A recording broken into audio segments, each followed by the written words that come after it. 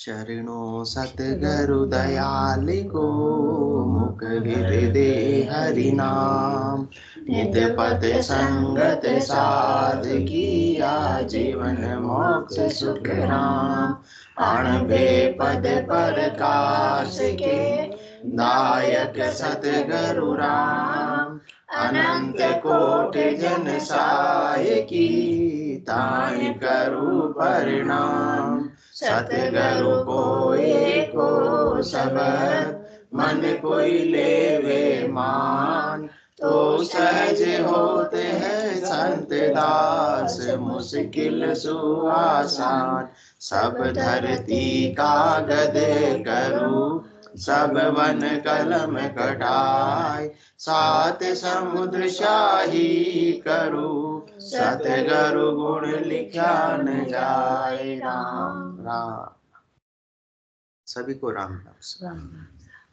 अनंत श्री सदगुरु सुखराम जी महाराज की अंडवाणी हरजस पदरा के द्वारा 14 चल रहा है। इस हरजस के माध्यम से समझा रहे हैं। सदगुरुदेव फरमा रहे हैं, प्राणियारे नाव गहो मुख माय। सांच कण बिन फूस के तासु भूख न जाय। सील समता साच बोलो, नाव गहो मुख माय। भव सागर के तीरण की हो, दूजी नहीं उपाय। छोड़ माया मोह ममता, दुर्मत दूर गमाय। होय नहचे नाव बैठो, खेवट सु मिल आय। क्रोध कुलस मलरीस तजिए, प्रगल प्रेम बंधाय। दास सुखदेव साँच बोले, सुख में रहो समाय। सदगुरुदेव फरमा रहे कि प्राणियों, तुम ऐसे नाव को वेद के को धारण करके निज नाम को आनंद में शामिल कर लो। बिना निज नाम के इस आत्मा को सुख की प्राप्ति हो सकती नहीं है। बाकी कितना ही उपाय कर लो, कभी भी शाश्वत सुख शाश्वत आनंद नहीं मिल सकता है, जब तक कि सच्चा नाम निज नाम कुदरत कला नियंचर आपके पास में नहीं होगा। बाकी अन्य उपाय कितना भी कर लो, सब उसके समान है। सच्चा कर्ण तो एक निज नाम ही है, जो इस आत्मा को वास्तविक आनंद की प्राप्ति करा सकता है। इसलिए अपने को क्या करना है कि अपने को परमात्मा के नाम के सुमरण में गरकाब रहना है। ये परमात्मा का नाम का सुमरण ही इस भवसागर से अपने को पार करा सकता, और दूसरा संसार में कोई भी उपाय नहीं है। बारी मथे ग्रत होई बरु, सिकता ते बरु तेल, बिन हरि भजन न भव तिरे। ये सिद्धांत अपेल। तो भव सागर के तीरण की हो, दूजी नहीं उपाय। इस भव सागर से पार होने का केवल एकमात्र उपाय है नाम और निज नाम। इसके अलावा कोई भी उपाय नहीं है। बाकी सब अपन उपाय कर रहे हैं, वो भवसागर में रहते हुए सुख की प्राप्ति का उपाय है, दुखों से मुक्ति का उपाय है, परंतु इससे कोई भी परमानेंट काम बनने वाला नहीं है। छोड़ माया मोह ममता, दुर्मत दूर गमाय। हो ये नहचे नाव बैठो, खेवट सु मिले आय। अब अपने को मन कितने हैं अपने? एक ही है। सूरत कितनी है? एक ही है। शरीर कितने हैं? एक ही है। अब या तो आप माया मोह ममता और संसार में इन सबको लगा दो, जो 24 घंटे अपने लगा ही रखा है, उसमें कोई शंका नहीं शंका। तो अब लगा रखा, अब तक तो अच्छी बात है, कल तक तो, परंतु सदगुरुदेव फरमा रहे आज से क्या करना है? छोड़ माया मोह ममता, दुर्मत दूर गमाय। हो ये नहचे नाव बैठो, खेवट सु मिल आय। अब तक तो अपन इस भवसागर में रहने का ही उपाय किया, और क्या किया? भवसागर में ही रहते हुए सुख प्राप्ति का कोशिश किया, परंतु सुख तो कभी मिला ही नहीं। तो सदगुरुदेव इस हरजस के माध्यम से फरमा रहे कि वास्तव में आपको सुख में अवस्थित होना है, यदि वास्तव में आनंद में अवस्थित होना है, तो जैसा मैं बता रहा हूं वैसे ही बात को तुम अक्षर से पालन कर लो। वरना तुमने तो तुम्हारा प्रयास इतने समय तक कर लिया अजमेरा जी प्रयास, परंतु सुखी हुए। तो आज अब सदगुरुदेव फरमा रहे तुम्हारा, तुमने इतना प्रयास कर लिया, बल भी लगा लिया, बुद्धि भी लगा ली, धन भी खूब खर्च कर दिया, साड़ियों की अलमारी भी बहुत भर ली, फिर भी सुख। अभी तो साड़िया की बात है, और कितने लॉकर के अंदर गहने पड़े, उसकी तो बात अपन यहाँ कर ही नहीं रहे हैं, फिर भी सुख। सोनी जी को मजा आ गया, सोनी जी के बहुत बड़ा है इसका मतलब। तो इसका मतलब इनसे तो कभी भी सुख की प्राप्ति होने वाली नहीं। वो सब करके अपन ने देख लिया है, संसार का उपाय करके देख लिया, परंतु इससे कभी भी सुख की प्राप्ति न तो पहले हुई पास्ट में, न आज प्रेजेंट में हो रही है, न फ्यूचर में होने वाली है। इसलिए क्या करना है यदि वास्तव में सुख में समाना है तो? इस हरजस के माध्यम से सदगुरुदेव यही फरमा रहे हैं, वास्तव में यदि सुख में समाना है तो भव छोड़ माया मोह ममता दुर्मत दूर गमाए। अब अपन कहे कि मैं तो संसार में रहना चाहूं और सुख में भी समाना चाहूं, तो बात संभव नहीं। कोई कहे मैं तो ससुराल में पति के साथ भी सुख लेना चाहूं और पीहर में भी रहना चाहूं, तो संभव नहीं है। भाई भिलवाड़ा ही रहते हो या सांगाने रहते हो? भिलवाड़ा ही रहते हो, तो भी दोनों में से एक काम ही होगा। तो छोड़ माया मोह ममता दुर्मत दूर गमाए। संसार की माया में, संसार के मोह में और संसार की ममता में जितनी बुद्धि लगाओगे वो कौन सी बुद्धि है? वो दुर्मति है। कल भी अपन बात कर रहे थे, सुमति कुमति सबके उर रही। अब अपने को क्या करना, अपने को सुमति का उपयोग करना है। सुमति का उपयोग कब होगा? जब परमात्मा पद की प्राप्ति की ओर अग्रसर होंगे, जब नाम और निज नाम के आनंद में अपन अपनी बुद्धि को, समय को लगाएंगे, तो सुमति की ओर अग्रसर हो गए। और किस में लगा रखा अपन ने? माया में, मोह में, ममता में और संसार के उपायों में। तो ये दुर्मति है, इससे अपनी आत्मा का कल्याण कभी भी होने वाला नहीं, आत्मा का बिगाड़ा ही होगा। तो छोड़ माया मोह ममता दुर्मत दूर गमाए होय। अब इसको छोड़ दो तो किस में बैठ जाओगे आप? नाव में बैठ जाओगे, जहाज में बैठ जाओगे। और कौन से नाव? जिसको सदगुरु खेवटिया है वो चला रहे हैं, उसको वो भवसागर से अपने को पार करा रहे। अपने को तो बस वहां बैठे हुए, कहाँ बैठे हुए? संसार में बैठे हुए। और कहाँ बैठ जाना है? निज नाम की नाव के अंदर बैठ जाना है। बस इतना सही, बैठे ही रहना। आपको कोई खड़ा रहने की बात, कोई पनिशमेंट नहीं दे रहे हैं। बस वहां बैठो और यहाँ बैठ जाओ। और यहाँ बैठने मात्र से ही आप भवसागर से पार हो रहे हो। आपको कुछ करना, आपको तो केवल बैठना है। इसमें कोई आपत्ति, कोई कष्ट, कोई तकलीफ, कोई पैसा खर्च है? मुंद्रा साहब कुछ आपत्ति? ये तो पूछ रहा हूँ, कुछ आपत्ति होगी? इतने दिन नहीं है इसलिए है। कोई पैसा लग रहा होगा, इतने दिन नहीं है इसलिए। कुछ भी नहीं करना, बस वहां बैठे थे और यहाँ आके आज बैठ ही गए। देखो, छोड़ माया मोह ममता दुर्मत दूर गमाए। तो हो ये नेचे नाव बैठो। अब इस नाव के नाव में बैठ जाओ। बैठ भी कैसे हो? बिल्कुल निश्चिंत होकर बैठ जाओ। जो एक बार बैठ गया उसको फिर कोई शंका करने की, संकोच करने की, कोई अविश्वास करने की आवश्यकता नहीं है। वो निज नाम अपना पराक्रम बिड़द निभाएगा। वो सदगुरु का ज्ञान अपना पराक्रम और बिड़द निभाएगा। अपने को तो क्या करना? केवल मात्र बैठ जाना है। मतलब नाम और निज नाम की शरण ले लेनी है, इतना सही अपना काम है। बाकी वो उसके हिसाब से जहां से आया है वहां तक जाएगा। और थोड़ी सी देर हो सकती है, जात जात आनंद कर जासी, पर जाएगा कहाँ? और दूसरी जगह वो जाने वाला नहीं है। जात जात जाएगा, जाएगा जाएगा। कहाँ जाएगा? आनंद घर में ही जाएगा। आगे पीछे सोई, हाँ थोड़ा बहुत टाइम का फेर सार हो सकता है, और थोड़ा बहुत अपनी कमी रही, कसर रही, तो मिनखा दे बिन और दे है यो हंस धरे ना कोई। तो अब निश्चिंत होकर इस निज नाम के नाम में बैठ जाओ। क्यों निश्चिंत हो जाओ? क्योंकि इसको खेवटने वाले, उनको चलाने वाले कौन है? सदगुरु है, जो परम पद के ही वासी है। उनको आने की आवश्यकता नहीं थी। वो तो अपने को भवसागर से पार कराने के लिए यहाँ चलकर किनारे पर आए कि इस पार से उस पार इस जीव को लगा दूं। जम जालम की त्रास से हंसा करे पुकार, सुखिया सायब आविया ले जन का अवतार। बाकी उनको आने की आवश्यकता नहीं थी। तो अब वो ऐसे सातवें सदगुरु आए हैं, ऐसे केवली भगवंत है, ऐसे ससुरूप की कला लेकर आए हैं, ऐसे निज नाम का जहाज लेकर आए हैं। तो अपने को तो क्या करना है, बैठ जाना है। इसमें भी तकलीफ, हाँ, फिर भी कोई बैठने को तैयार।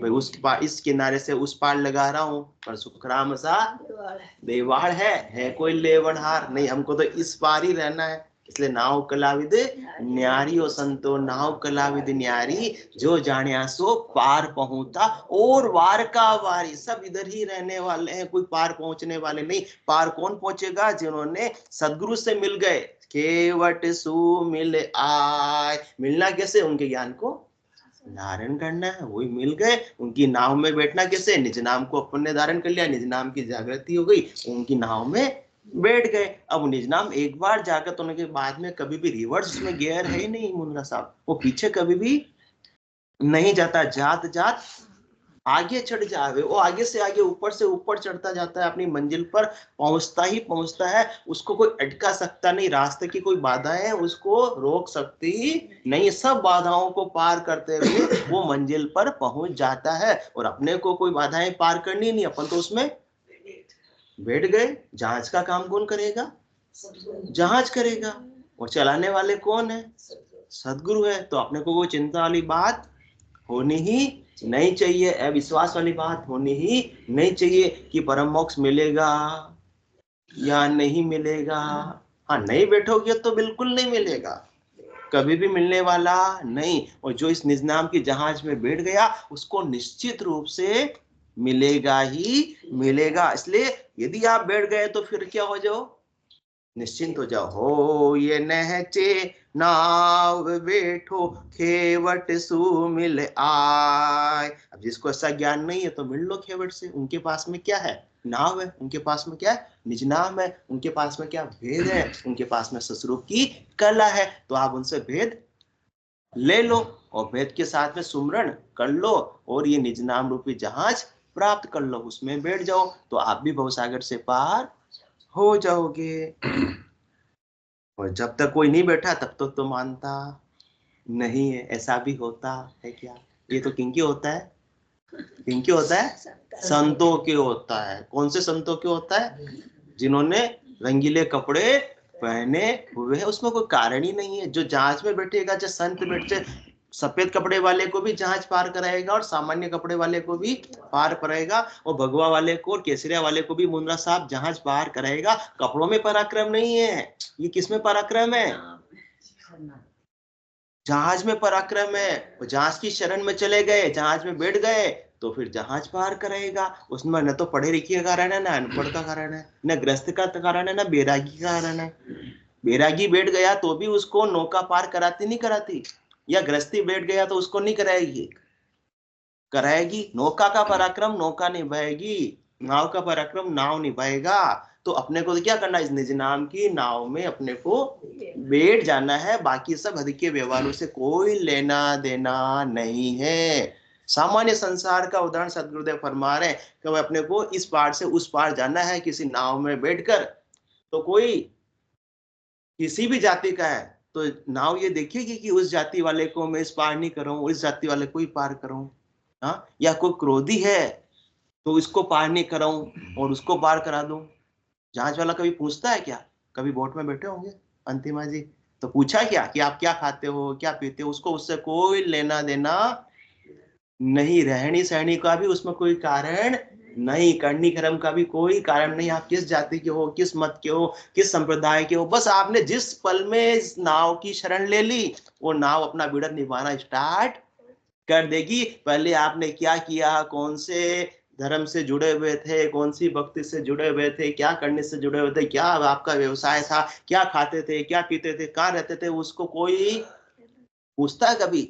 नाव चलाने वाला कभी पूछता है क्या? वो तो कहते आओ बैठो, मैं मेरा काम कर देता हूँ, पार लगाने का। इसी प्रकार से सदगुरुदेव को पूर्व के किसी भी चीज से कोई लेना देना नहीं। वो तो करे आज आ रहे हो जो खाली होकर मेरे पास में आ जाओ। आप कहते नहीं मुझे तो रहना अपने घर में ही है और इस समुंदर को भी मुझे क्या करना है, पार करना है, तो वो पॉसिबल नहीं। जहाज में तो बैठना पड़ेगा या आपके घर पे जहाज लाओ।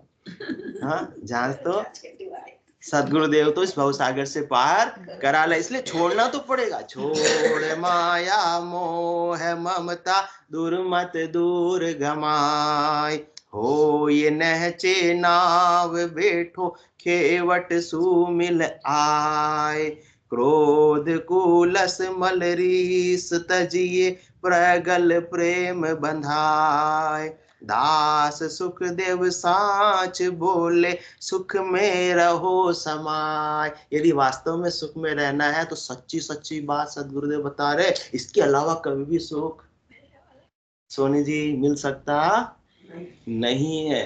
पर मानते नहीं, इसलिए सदगुरुदेव ने क्या फरमाया, दास सुखदेव साच बोले। सदगुरुदेव फरमा रहा हूं, बिल्कुल मैं क्या बोल रहा हूँ, सच्ची बात बोल रहा हूँ, उसमें रत्ती फरवी फेर सार वाली बात नहीं, बिल्कुल भी झूठ नहीं है, क्योंकि मेरे कोई स्वार्थ नहीं है। सुख की खोज सब कर रहे हैं, प्राणी किसके लिए कर रहा है, अपन काम किसके लिए कर रहे हैं मुंद्रा साहब, दिन भर अपन दुकानदारी कर रहे हैं, किसके लिए कर रहे हैं, सुबह उठते ही काम पर चले जाते 8 बजे, किसके लिए जा रहे हैं, मूल में क्या चाहिए अपने को, सुख ही तो चाहिए। मजदूर भी मजदूरी कर रहा है, किसके लिए कर रहा है, सुख के लिए। व्यापारी व्यापार कर रहा है, किसके लिए, सुख के लिए। सब काम सुख की भावना से ही हो रहा है, परंतु सुख की मान्यता ही गलत है कि मुझे उससे सुख।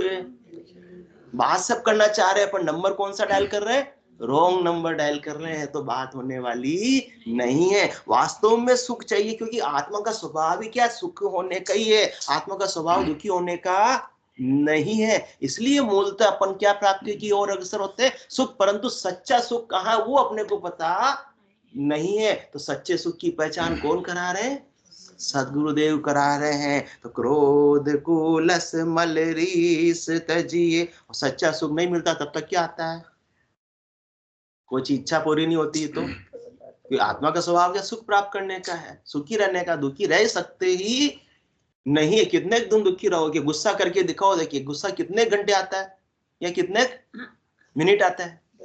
जो तेज गुस्सा आता है कितने मिनट आता है, हाँ मिनटों सेकंडों का आता है, फिर घंटे 2 घंटे बाद नॉर्मल हो, शाम को तो सॉरी बोलता है, यार मेरे से क्या हो गई, गलती हो गई। ये स्वभाव, क्योंकि उसका गुस्सा करने का है ही नहीं, वो तो भूलवश हो जाता है। तो क्रोध कुलस मलरीस, हंसी ऐसा हुआ दिखता आपके, क्रोध कुलस मलरीस तजिए पगल प्रेम बंधाय। तो अपने को किसको तजना है, एक तो तजना था, छोड़ माया मोह ममता दूर मत दूर गमाय। जब तक इनसे लगे हुए रहेंगे और इनसे कभी भी सुख मिलेगा नहीं। उपाय कर रहे हैं, इच्छा कर रहे हैं, और जिस चीज की इच्छा करते हो नहीं मिलता है तो क्या मिलता है, सुख या दुख, दुख मिलता है। किसी भी चीज की इच्छा कर रहे हैं तो अपने को इन सब इच्छाओं को, माया के मोह को, ममता को छोड़ देना है, तो जाकर अपने दुखों का कारण ही समाप्त हो जाएगा। जब तक कारण पर काम नहीं करेंगे तब तक तो दुख आते रहेंगे। तो और जब इच्छा पूरी नहीं होगी तो क्या आता है, क्रोध आता है कि तेने मेरी बात नहीं मानी। इच्छा थी कि वो क्या करे, बात माने, परंतु बात उसने मानी नहीं, तो क्या आ गया, क्रोध आ गया। क्रोध कुलस मलरीस तजिए, क्रोध कभी कभी तेज आ जाती, तेज रीस भी आ जाती है, छोटा मोटा क्रोध नहीं, बहुत तेज क्रोध भी आ जाता है। तो कब क्यों आएगा, जब तक इच्छा रहेगी, जब तक किसी से सुख प्राप्त करने की इच्छा रहेगी तब तक तो क्रोध आएगा ही आएगा। जब तक अभिमान रहेगा तब तक तो क्रोध आएगा ही आएगा। और ये अभिमान और इच्छा कैसे समाप्त हो सकती है, भजन सु वासना जल जाए दूजो और कोई नहीं है उपाय, संसार में और कोई उपाय नहीं है। क्रोध को कितना ही कंट्रोल करने की कोशिश कर लो, होने वाला नहीं है। इच्छाओं को कितना ही कंट्रोल करने की कोशिश कर लो, दबाने की कोशिश कर लो, ये तो स्प्रिंग की तरह है, जितना स्प्रिंग को दबाओगे उतना, भाई सोच लिया कि मुझे क्रोध नहीं करना है, घर में वापस से किसी को जवाब, 1 दिन 2 दिन 3 दिन हो, 14 दिन तो जो गुब्बारा ऐसा फूटेगा जो जितना दबाया था और ज्यादा निकल कर आएगा, उगस कर आएगा। तो इस प्रकार से तो मन को अपन बलपूर्वक तो काबू में कर सकते नहीं। मन कहता है मोसू जोर किया नहीं जीते, आद अंत में कोई 4 दिन कोई हट करेला, नेचो मोह बस होई। मुझसे जोर कर तो कोई जीत सकते नहीं है। कितने दिन जीत जाओगे? 4 दिन। 5वें दिन तो वापस मन अपना जोर दिखा ही देगा। वो तो नाम और निज नाम में पराक्रम है। निज नाम ही इसको मन को कंट्रोल कर सकता है। इस मन को निज मन में परिवर्तित कर देता है और निज मन को फिर परमात्मा पद की प्राप्ति में अग्रसर हो जाता है। आत्मा को अग्रसर कर देता है, आत्मा का सहयोगी हो जाता है, शरण हो जाता है। फिर निज मन को आनंद किस में आने लगता है? संसार में नहीं, आम रस में नहीं, किस में आता है? राम रस में आनंद आने लगता है। तो क्रोध कुलस मदरीस तजिए, प्रगल प्रेम बंधाए। तो सदगुरु के ज्ञान से, निज नाम से सब में ब्रह्म नजर आने लगता है। फिर कोई भी दूसरा उसको लगता ही नहीं, सारा भेदभाव समाप्त हो जाता है। जिनको भी देता है, जहां देखूं जहां सतगुरु साई, मन वो चंवर करे मन माही, जहां देखूं जहां सतगुरु साई। तो सबसे फिर क्या करता है वो? मोह भी नहीं करता, ममता भी नहीं करता और द्वेष भी नहीं करता, राग भी नहीं करता। क्या करता है? प्रेम करता है। क्योंकि वो समझ जाता है कि उसमें भी उसी परमात्मा का अंश है और मेरे में भी उसी परमात्मा का अंश है। आप और हम कोई अलग अलग नहीं है। देह की अवस्थाएं अलग हो सकती है, कर्म अपने अलग हो सकते हैं, परंतु मूल स्वरूप अपना सबका एक ही है। जब मूल पर दृष्टि आ जाती है तो सारे ऊपर के हद के व्यवहार गौण हो जाते हैं, सारे राग और द्वेष समाप्त हो जाते हैं। जब तक नीचे की अवस्था रहती है तब तक ही सब कुछ भिन्न भिन्न नजर आता है। जैसे किसी पर्वत पर चढ़ते हैं मुंद्रा साहब, तो नीचे तो बहुत सारी घास फूस पेड़ वगैरह होते हैं। जो जो ऊंचाई पर चढ़ते जाते हैं वो कम हो जाता है। बिल्कुल कॉर्नर पर, ऊंचाई की चोटी पर कुछ भी नहीं होता है। इसी प्रकार सदगुरु के ज्ञान को और भक्ति को धारण करने के बाद में साधना करते उत्तरोत्तर जब वृद्धि हो जाती है तो फिर सब क्या हो जाता है? केवल एक हो जाता है। सारे हद के व्यवहार आडंबर सब गौण हो जाते हैं, दूर हो जाते हैं। उनको दूर करने की आवश्यकता नहीं करती। फिर प्रेम का उपाय करने की आवश्यकता नहीं करती बनती। वो अपने आप ही प्रेम सबके प्रति बना हुआ रहता है। निज नाम के माध्यम से साह, शील, दया, संतोष, प्रेम भाव, प्रीति, जड़ना जो आता है तो सबके प्रति प्रीति प्रेम बना हुआ रहता है। विशेष न तो किससे रहता है प्रेम? राम जी के नाम से और सदगुरु के ज्ञान से। और बाकी सबको क्या कर देता है?